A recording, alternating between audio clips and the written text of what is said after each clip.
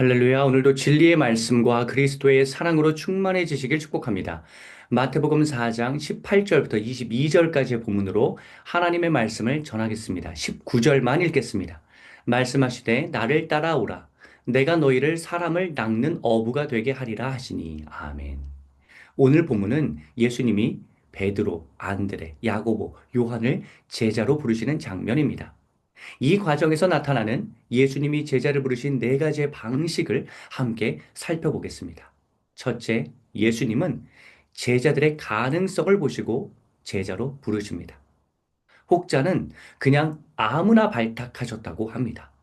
아무나 예수님의 제자가 되더라도 위대한 일을 할 수 있다는 메시지도 은혜가 됩니다.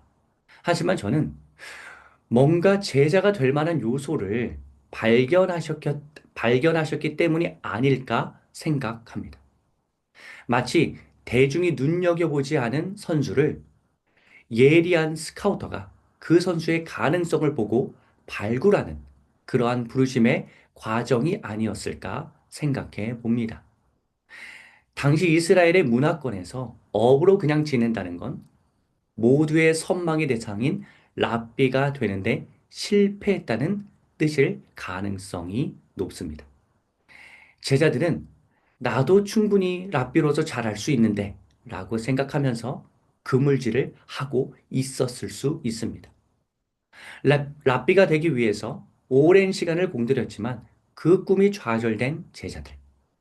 어쩌면 뭔가 석연치 않은 이유로 랍비의 반열에 들지 못한 제자들에게 예수님이 나타나셔서 사역의 자리를 마련해 주신 것입니다.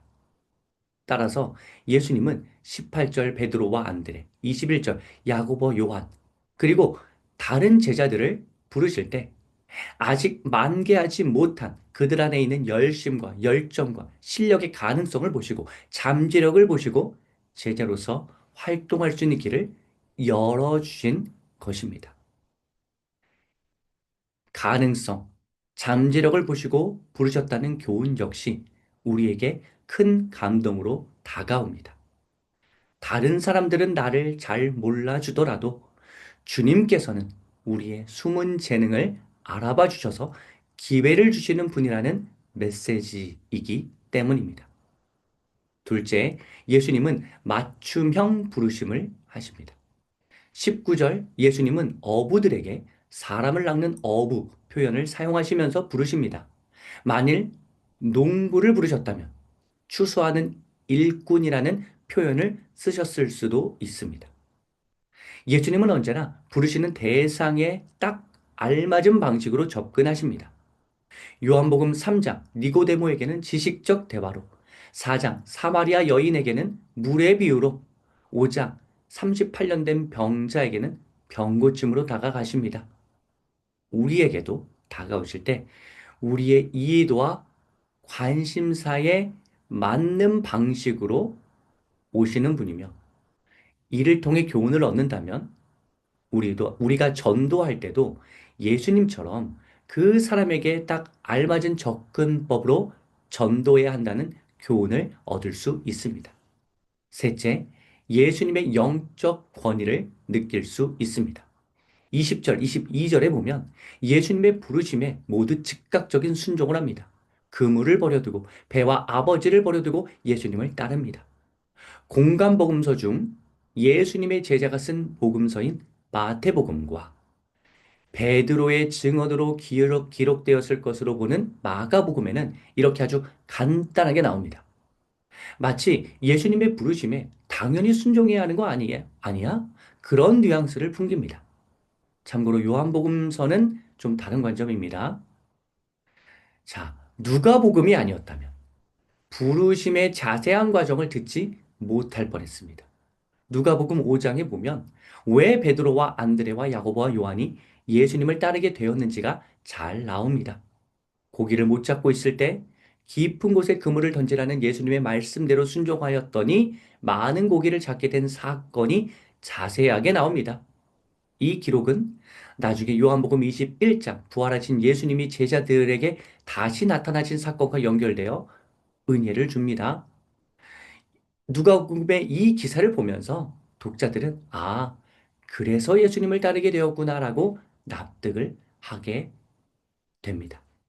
그런데 마태복음과 마가복음의 스탠스, 즉 자세한 스토리가 없어도 예수님은 높은 권위가 있어서 누구나 그 부르심에 따를 수밖에 없는 분이라는 이 교훈은 매우 중요한 의미를 지닙니다.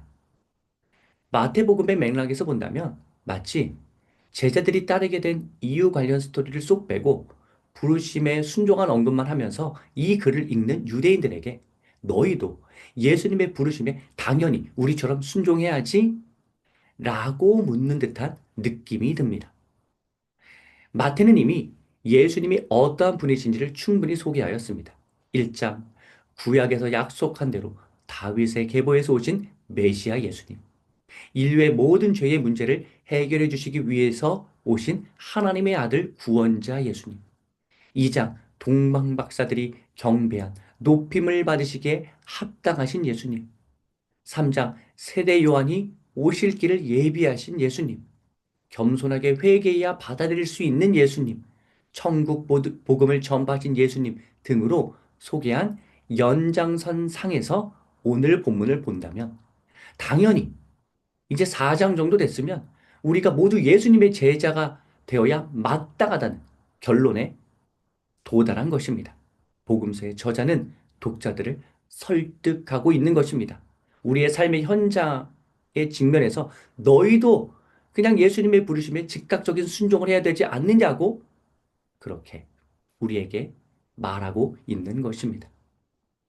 아울러 다음 장 5장부터 이어지는 산상수훈 역시 이처럼 영적 권위가 있는 분, 율법을 온전하게 완성하신 분의 가르침이기에 우리가 믿고 순종할 수밖에 없는 가르침이라고 마태복음의 흐름이 이어집니다. 끝으로 넷째, 예수님의 부르심에는 편견이 작용하지 않습니다. 오늘 본문 외에 부르신 다른 제자들도 살펴본다면 세리라고 해서 열심당원이라고 해서 모집하지 않으시는 등 특정 부류를 배제하지 않으십니다. 현재 속한 분야와 출신과 사회적 지위와 경제적 상황 등이 제자 선발의 기준이 되지 않습니다. 앞에서도 언급했듯이 가능성이 있다면 누구나 부르셨습니다. 사회적 편견을 깨고 인재를 등용하는 과정이었습니다. 인간적인 예를 든다면 과거 2002년 월드컵 4강 신화를 쓴 히딩크가 한국 축구에 일으킨 큰 파장과 같습니다. 만일 히딩크가 없었다면 국가대표의 박지성, 맨유의 레전드로 회자되는 박지성 선수는 없었을 가능성이 매우 높습니다. 이와 마찬가지로 예수님이 없었다면 우리가 알고 있는 위대한 주님의 제자 베드로도 요한도 없었을 가능성이 높습니다. 자기의 잠재력을 묵혀둔 상태로 그냥 어부일만 했을 것입니다. 오늘 본문 속에서 무편견의 예수님을 알 수 있는 부분은 21절과 18절에 나옵니다. 21절 야고보와 요한은 아버지와 함께 그물을 깁습니다. 반면에 18절 베드로와 안드레는 아버지 없이 어부일을 합니다.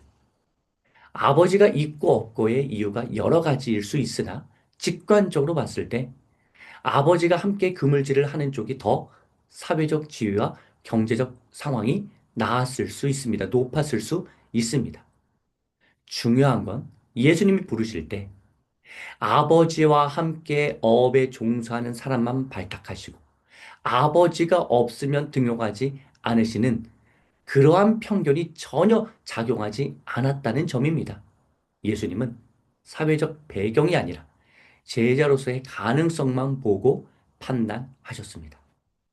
사랑하는 성도 여러분, 주님은 우리의 잠재력, 가능성을 보시고 우리를 적재적소에 배치하여서 제자로서의 삶을 살게 하십니다. 그 부르심에 순종하시길 하나님께서는 우리에게 원하십니다.